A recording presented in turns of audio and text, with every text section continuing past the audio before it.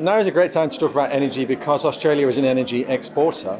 There's a number of important regional partners who depend upon Australia for a secure energy supply.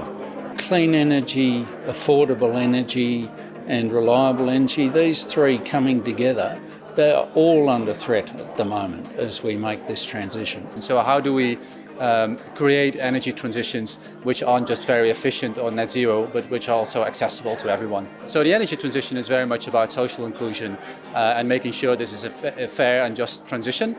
Well, all around the world, we're facing the challenge of decarbonisation. So that's an enormous imperative to change the way that we produce and use energy. To tackle that challenge, we need innovation, we need fundamental science to underpin that innovation, and universities are the centre from where all of that is produced. Where are we going if we keep burning fossil fuels? I think in order to solve the problems that we have, we need to explore every opportunity we have in the energy space. We can't leave anything unexplored, no matter what it is. We know that the energy mix has to move towards more renewables, more sustainable forms of energy. But it's certainly not clear how that's going to happen. And the predictions that are underway are very linear. So there's a need to find new technologies so that we can reduce our carbon footprint. Technologies don't exist in isolation. They require facilitators, producers and users. And so within that mix come the social conventions. And if we don't understand how a technology is understood, how it is utilised and how it can affect change, then we're not going to deliver the kinds of outcomes that we're looking for in the longer term.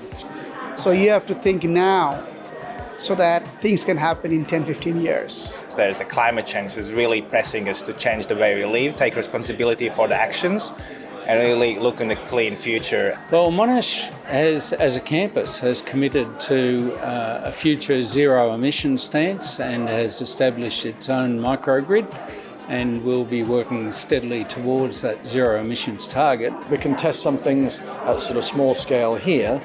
I think we can also do some follow-up pilot testing adjacent to our own plants in the Pilbara. The concept of sustainability, it's about providing a livable community, a livable society, having our environment support people in their everyday lives and provide a quality of life. Woodside is a larger energy company. It's Australia's LNG company, you might say. And we're getting ready for the low-carbon future, and we've chosen to do that in a partnership with Monash. Businesses, organisations are going to be more data-driven and more based on the analysis of that big data, which has to come in from sensors. Energy is a key part of that equation. What works in one context isn't necessarily going to work in another, and we need to better understand how these technologies will be applied in different areas across Australia and internationally as well. It really is much faster than anywhere else in the world, like the challenges we face. And Australia has this potential to really build the future of electricity markets and this transition and be an example for the world. Australia has this great opportunity because A, we're so resource rich, and B, because our current system is pretty bad. So we have a lot of scope for improvement. The future of energy is ultimately going to be a multidisciplinary challenge. It currently is a multidisciplinary challenge, but we've tended to work within the very silo responses to how we're seeing this challenge playing out. We need to work together to solve energy problems.